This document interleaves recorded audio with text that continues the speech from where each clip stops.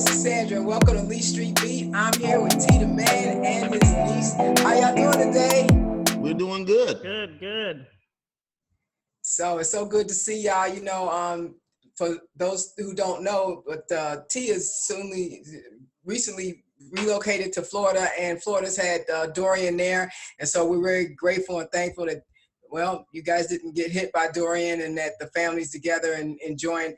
Your wife's birthday was just this past a few days ago, and so you got family in, so I'm just glad you all are there and you all are safe.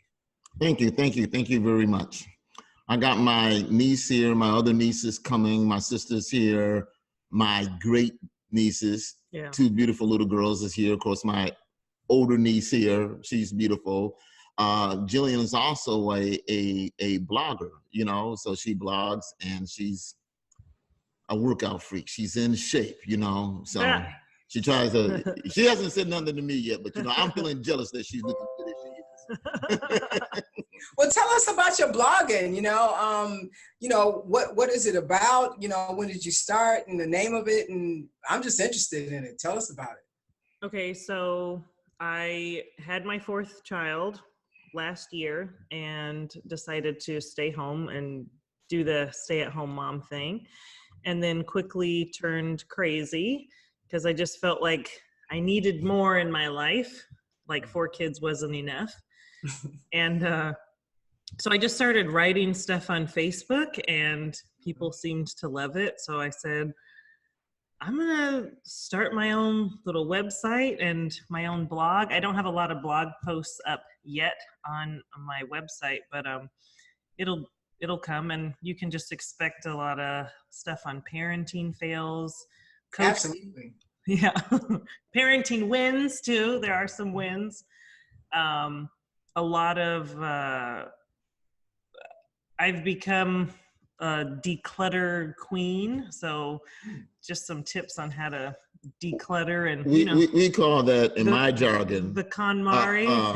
We call that, you know, neat freaks, you know. I can't, it's impossible to be a neat freak with 4 kids.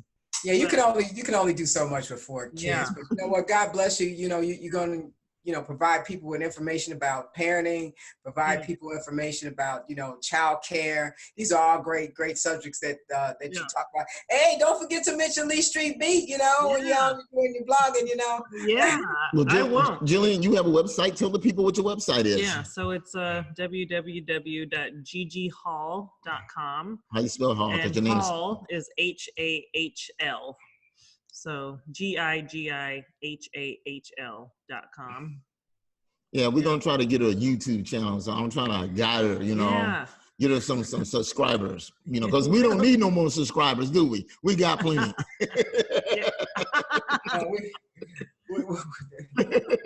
Far too humble. I think we might be up to 35. Who knows? You know what? We haven't been on for a while, but there's been a lot of things going on, and I'm sure that everybody's been watching the news and, you know, talk about the chicken wars. You know, all of these fast food restaurants sell chicken sandwiches. I was introduced to Popeye's chicken back in Texas, back in the 70s, before they ever hit Chicago. It's my favorite chicken. Nobody, you know, compares to it. So they liken these chicken wars to be a fight between Popeyes and Chick-fil-A. Mm-hmm. And Chick-fil-A is like slowly moved into the #1 spot, and they're only open 6 days a week. But it has been really almost a phenomenon what's been going on about this chicken sandwich. And I don't know, I haven't tried it because I can't even eat the whole darn thing. But in Houston, some people got upset about them being out of chicken sandwiches, and they pulled a gun on these people at the Popeyes. So is the chicken wars have actually, you know, taken to a whole nother level. Have y'all had the chicken sandwich yet? We have not. You know, the Popeyes here, they're out. I hear they'll get a supply sometime in October. I mean, they're out everywhere. Sandwich, I don't know. I don't know how much. Maybe you can make your own chicken, you know, sandwich. You know, go to Chick-fil-A, get a sandwich to do there or something like that. I don't know who else got a Arby's. Well, you know, all of the fast food restaurants pretty much, you know, McDonald's has one, Wendy's has one. You know, but I mean, were for they all me, fried? they do have a fried sandwich, and probably some of them also sell a baked one too. I think McDonald's has a baked chicken sandwich. I'm not gonna lie, you know, I saw the lines. It was storming, man, and the lines were like around the block twice, and I was like, what's really going on? I mean, this is about the chicken sandwich, man. So anyway, it's been a lot going on, and hopefully when they replenish and get the sandwiches back, those people who really want one can go buy one, and they don't have to try to, you know. Yeah. Well, they say a chicken don't live long, and we know why now. they knocking them down at Popeyes now. They don't stand a chance.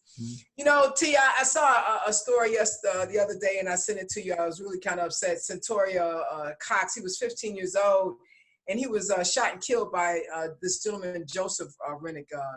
Centennial is a 15-year-old African-American boy. He was backing up. As he was, you know, backing up, he was shot and killed.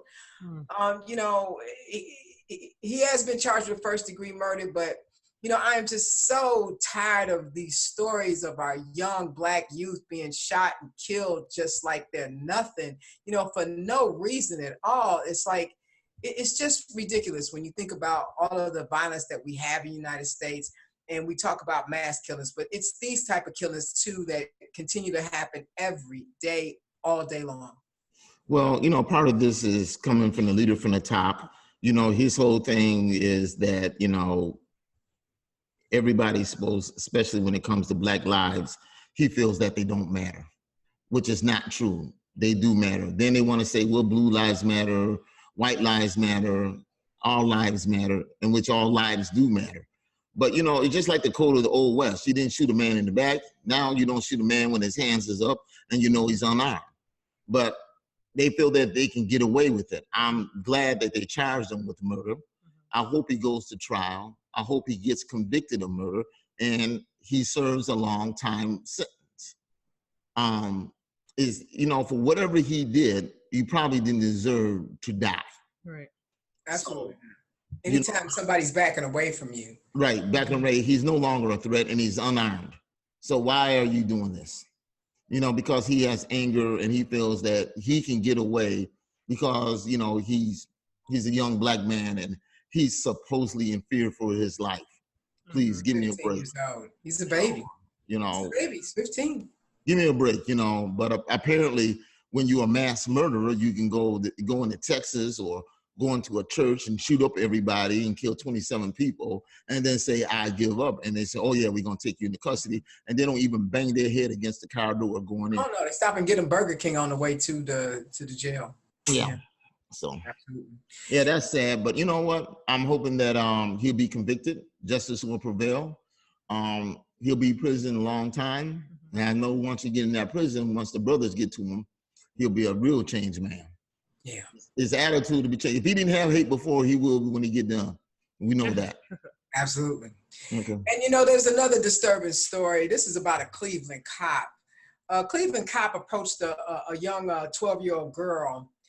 And he pulled up and asked her, you know, did she want to ride? She was waiting for the bus. She said no. He continued to ask her. She said no. So what he did was he got out of his car and he filmed himself urinating on this 12-year-old.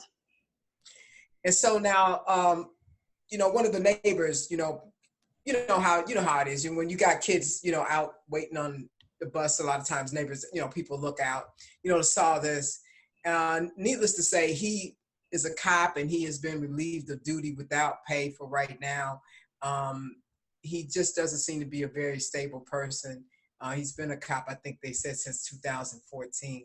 I mean, this is just sick.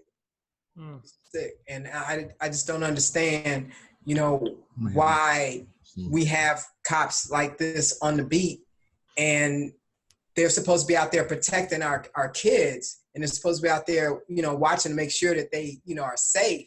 Instead, they're offering rides. Why would you offer a ride to a child that you know is waiting for a bus? But, you know, obviously this particular police officer had some ulterior motives and he was not, well, he did not have good intentions. And it just sickens me to know that, you know, you know how it is. You get dressed, you're ready for school and everything, and you know, get all nice and clean. And for somebody to actually urinate on her, it's just, I can't even wrap my head around that. She's surprised her daddy don't. If he wasn't a cop, her daddy might have went after him. Yeah. Listen, even if he was a cop, his daddy should have went after him. You know, here's another sick, depraved person. I mean, what kind of vetting do they do to be on a police force? Apparently, there's no psychological exam. If there is, they must have gave them all the answers. Oh, they give them a psychological exam. Yeah, but they're passing. This person should never been on no police force. This should have been caught. This the kind of depravity should have been caught. I mean, the fact that he's able to do this at a 12-year-old girl, God knows. Film it.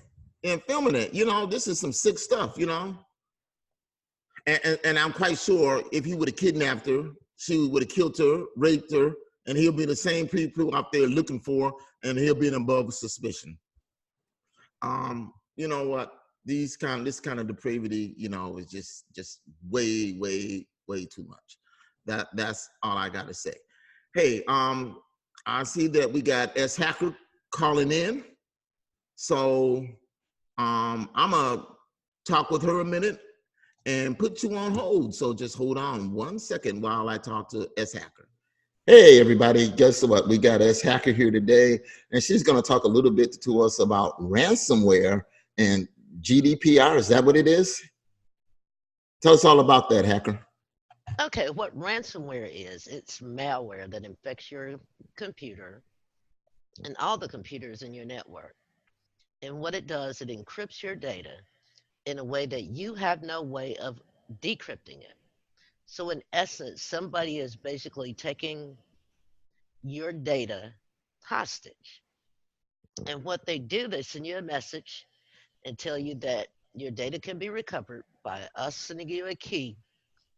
And in that key, you can decrypt your data, but without it, you will never get your data back. And normally the ransom is, I'm thinking, it all depends on the place. Like Leeds, Alabama was a victim of ransomware. The people wanted $50,000, but Leeds, Alabama, it's not a big city. So they negotiated down to $8,000, and they were able to get their data back. And the city of Atlanta, they had their systems ransomed. And again, they wanted 50,000, but Atlanta refused to pay. And they ended up spending at least 20 million to get their data back.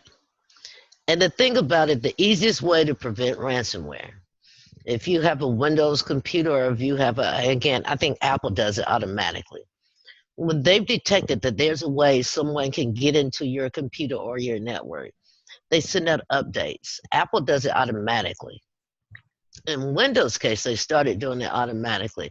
But on the server side of things, they don't do it automatically. And normally how people get in is that the server software is not up to date, meaning there are ways that someone with ill intent can get into your network and do whatever they want. And right now, the particular brand of things that they do, and it's cheap for them, is ransomware, because they get it, their payments are in Bitcoin.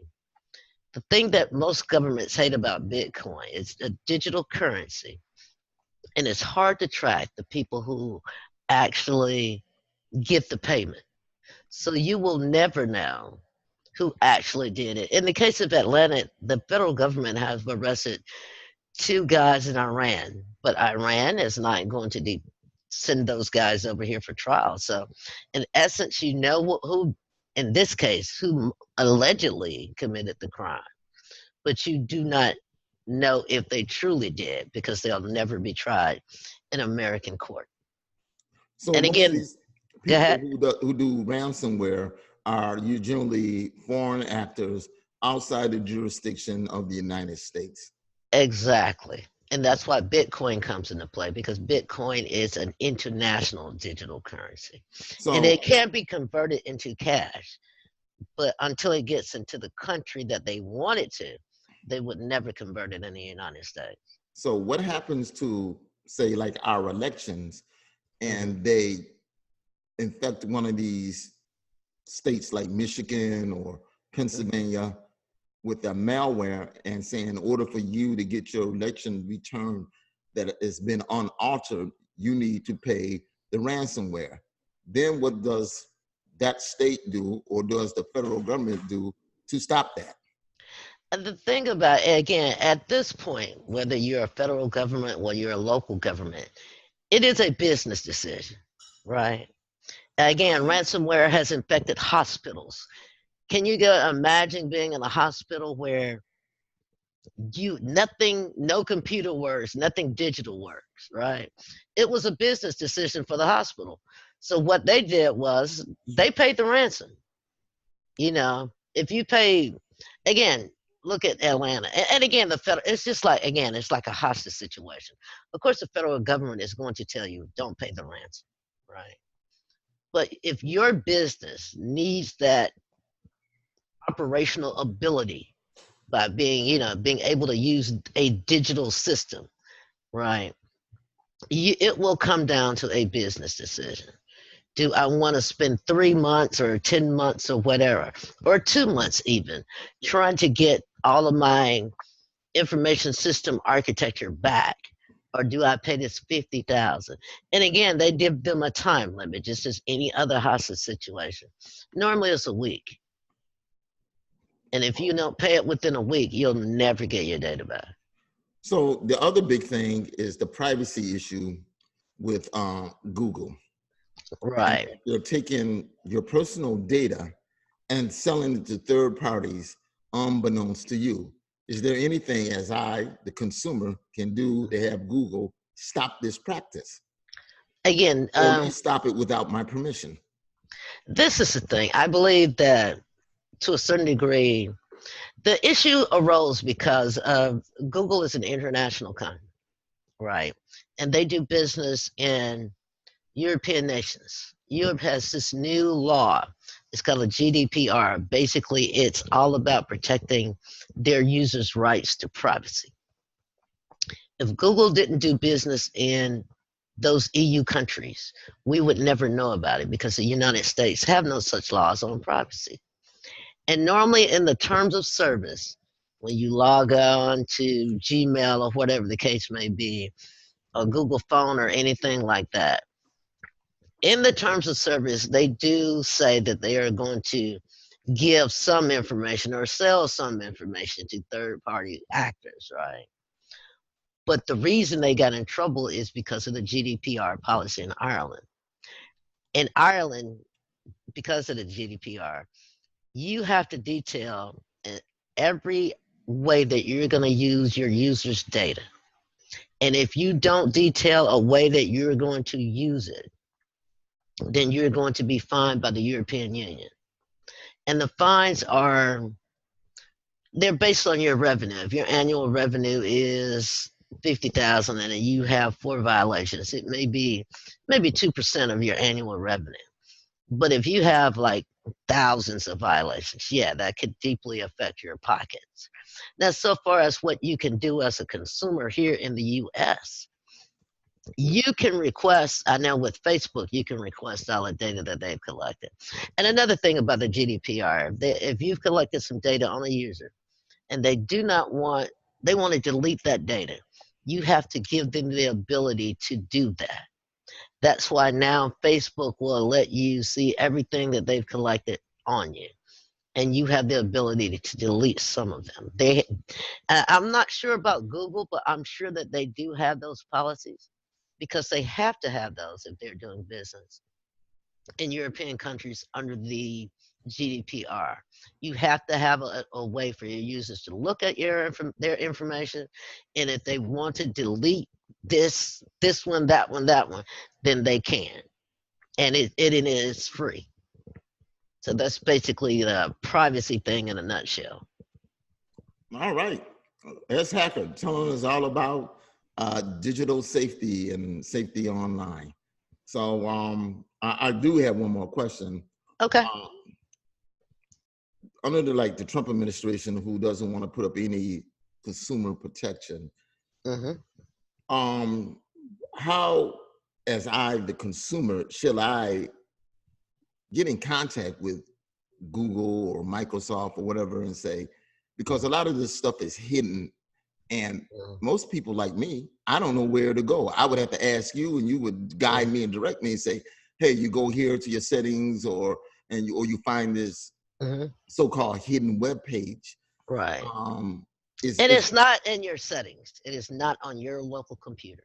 Oh, okay. It is, you have to, again, Facebook and others have a way that you can request your data, and then you can request to delete. So it has to be a request to them to tell them I want you. So because they won't do it on their own. You have to request. Exactly. Okay. And I know when they share data, it's kind of like insurance companies. You know, if you go and say, hey, I want to do an exam, and you failed the exam, they every other insurance company know that you failed this exam. Exactly. Yeah. So I call that conspiracy, but you know, according laws don't mean anything no more, apparently. You know, if lying, cheating, stealing is just a way of doing business. Exactly. It is a part of their business plan to collect as much data on individuals as they can, so they can micro-target you with ads. All right. So everybody, all our listeners on Lee Street Beat, you've heard it here from S. Hacker, that your data is valuable. You need to protect your data. That means you do not be careful about what you fill out and who you give it to. Some things, you know, you can't use their service unless you fill out the data thing. But other times you go to sites and it might look like a game. Hey, sign up. What is your email address? And then suddenly, you, unbeknownst to you, you give them to put down a bot or some kind of thing that, in order to track you. I mean, a lot of times you go to Amazon and you look at Amazon, and you say you're looking at flowery pens, and all of a sudden now you're at peoplemagazine.com and there's a flowery pen ad that's popped up. Right. So you might want to go over your settings. I know that you can do that in Google and about advertisers and click off certain ones. And I've been doing it more and more often. So, okay, Hacker, me and Sandra Tucker, we're going to get back to some politics. Okay. You know, so, you know, I know you got a busy day and you took your time out to see us. So we'll get back to you, and we'll talk to you a little later. Okay, well, have a great one. All right. Okay, bye-bye. Bye. It's Hacker. All right, we're back. Thank you, Hacker, for all that inside information on the privacy and also on ransomware. So, Sandra, you know, Hacker was talking about ransomware. Lee's, Alabama, they got a ransomware demand, and should they pay? And of course, she says that the government will always tell you to pay, but you may not get your, you know, if you don't pay, you won't get your data. That's the thing. And you know that happened in Atlanta. They didn't, and it cost them a lot more. Yeah, so, it's happened to a lot of big cities, but it definitely happened here, and they still are going through trying to get things recovered, you know. It's something else. Well, I'm glad that she, you know, gave us that report. We all need to keep up with what's going on, especially, you know, with Google and everything, you know. Yeah, I thought the privacy thing was very interesting when she had to say, you know, they get your data and they monopolize the data and they sell your data. And for you to tell them to stop, you got to request them to stop.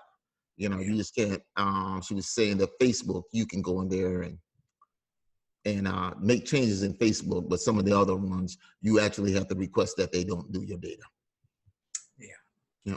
Well, you know, T, I think this story has kind of gone viral a little bit. I actually put it out there on Facebook, and I said that, you know, it's actually a very sad story, but if you know, saw the video, I couldn't stop laughing. A Mississippi woman, she cited her Christian race as an excuse to not allow a interracial couple to get married at Boone's camp event there. Her Christian race? Yeah, her Christian race. And that was in her Bible that she read. Well, you know, so what happened is the groom, who was African American, his sister came there and she turned her videotape on her and asked her, what the reason was, and she cited her Christian race. She also said that listen, we don't marry gay people. I'm not here to justify my religion. We just don't participate. But there has been an update to the story. And the update is that she said she sat out with her pastor and they couldn't find nowhere in the Bible where God had spoken about interracial couples and that being something that made him upset. Neither did they find anything about homosexuality and people getting married and that making, Lord Almighty upset. So she offered the venue to them for free. Well, I'm shocked that she could not find that in the King James Version. What version of Bible did she think that it was in that we was reading from? It must have been. What was she quoting all these years? It must have been the version of the Ku Klux Klan, White Nationalist Bible. One of them Bibles. Oh no, better yet, it was a Bible by Trump. That's what it was from. Trump. Ain't got many words then. You don't read a lot, so you don't write a lot. Yeah, it's just, what? You can't imagine in 2019, having to deal with that level of ignorance. At the same time, it does say that it happened in Mississippi. So by golly, if it's going to happen somewhere, if it's still going to happen somewhere, I would not doubt that it was still going on in the, state of Mississippi. I just hope that they found a good venue for them to, use and get married. And you know what? Hopefully her and her pastor can go through the Bible a little bit more and try to get some of that hate and anger and mistrust out of her heart, because, that might have been the first time she actually cracked the Bible open, Oh, I believe you. I believe you. I absolutely believe you. So she was looking for that passage. I wonder, was she looking in the Old Testament or the New Testament? She was looking through it all. She probably had, she's like me, she got the app on her phone. So she probably had it reading, and then she was looking up and reading at the same time. The pastor was looking to read. He said, well, I never preached on this. I don't know. I just, it's just, just, it's one thing to say that, I don't really like, interracial couples. I really don't like gay people, but don't blame it on the teachings of the Lord, okay? Because you cannot justify that. There's nothing in the Bible that says anything which you're espousing. Yeah, I don't know. So, well, as long as we know today that, speaking of the one in the occupying the house in 1600 Pennsylvania Avenue, they drew Hurricane Dorian, and apparently he didn't think it was going far enough that it was going to hit Florida. He just wanted to hit, the Floribama shores, because he wanted to see what devastation, or he knew it was going to go that way, because now he's a weatherman. And people kept asking, and they kept saying, well, how come they can't predict? How come they got these models? I'm just going to say this. The scientists that they had working for the United States government that believe in climate change, he decided he didn't want them no more. So those people are gone, because these people actually understand science. They track these kind of things, these atmospheric things. So now they're gone, and he puts in people who don't know what they're doing, or very few people who do know. And guess what? He didn't put in anybody. They basically disbanded the whole darn. Right. So now we have the U.S. model, which nobody believed, and then we have the European model. Now, of course, the European model is just probably just about on track. They said, hey, it's going to come, it's going to hit the shores, and when it gets up near Charleston, it's going to pick up again, and then it's going to go. And so then they revised what they call the GPS, which is the U.S. model, to follow the European model. It's off a little bit, but basically it's the same thing. It's copycat. We know in this administration, plagiarism is a good thing, because they believe in doing that, because Melania Trump gave a speech trying to credit herself with the works of Michelle Obama. So Donald Trump, I don't, him to do that and plagiarize, and then he doubles down on it. But anyway. Well, you know what? He got a Sharpie, and he's excited about the Sharpie because it's got his name on it, and he just started drawing some stuff. And, the thing about it is that, you know, he couldn't stay inside the lines. Official information and making it official information and making it fake news. You know, you've got people in Alabama who don't know if they should believe the weather people or believe the president, because the weather people are not telling them that anything is coming and that they need to prepare for anything, but the president is telling them that it, you know, it may be coming. I mean, you name it. Donald Trump finds a way to break laws that, who knew it was illegal to redraw and a weather map, but now we know because the president of the United States has violated. Well, here's a rule of thumb. Donald Trump is a serial liar. He's lied over 12,000 times. You can't believe anything that he says as the truth, except for the evil stuff that he says he's gonna do. That's pretty much, he's like a cartoon character. The more evil, the more vile it is, you can believe that. But if there's something good he's gonna say he's gonna do, it ain't gonna, you don't believe it. You know, you don't believe the hype. You know, you gotta make sure his actions speak a lot more than his words. That's all I can say. You know, all I can say, enough of him in all kind of ways. So, you know, we're moving on in more positive light. The Democrats had a big climate debate on CNN. Mm-hmm. They all had different views, but they all agreed on one thing. You know, we got to do something about, you know. We got a problem. We need to address it. We need to address it. It's going to cost a lot of money, and there's no way of getting around it. It ends up being survival, you know, of this planet. So how we do it and how we address it, I don't agree with all the ways they're saying doing it, but it is. But I think one of the things is that these politicians need to tell these people who work in these coal mines that coal is not coming back.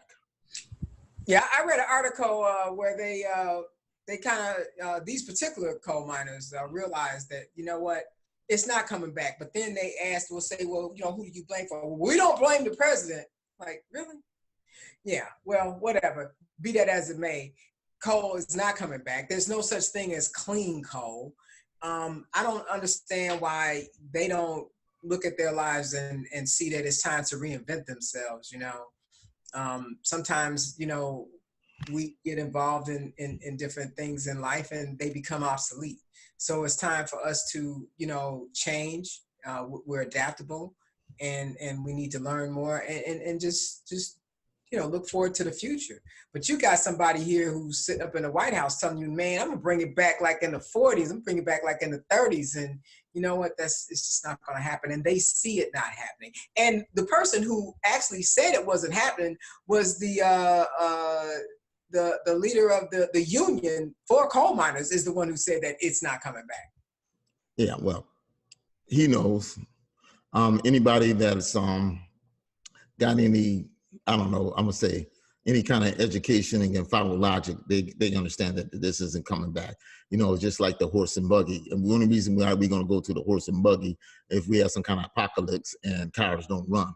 Otherwise, we're gonna get in our gas burning cars or electric cars, whatever the case may be, or nuclear power cars. But you know, that's part of the progress of man. You know, we wanna move faster and further in advance. You know, coal was one time like the steam engine train, you know, but now we're moving on to diesel powered trains, electric powered trains. So it's a matter of progress and we're moving forward and some people are still stuck in time. That's right. But anyway, with that said, we are running out of time. Jillian had to leave, as you heard. She said she got 4 kids. She's attending to 2 of them. You know, that's what young mothers do. They gotta leave and take care of their babies. But anyway, from T the Man, Sandra Tucker, S Hacker, and Jillian Hahl, we want to wish y'all bye-bye and be safe and watch Lee Street Beat because this is where it's at.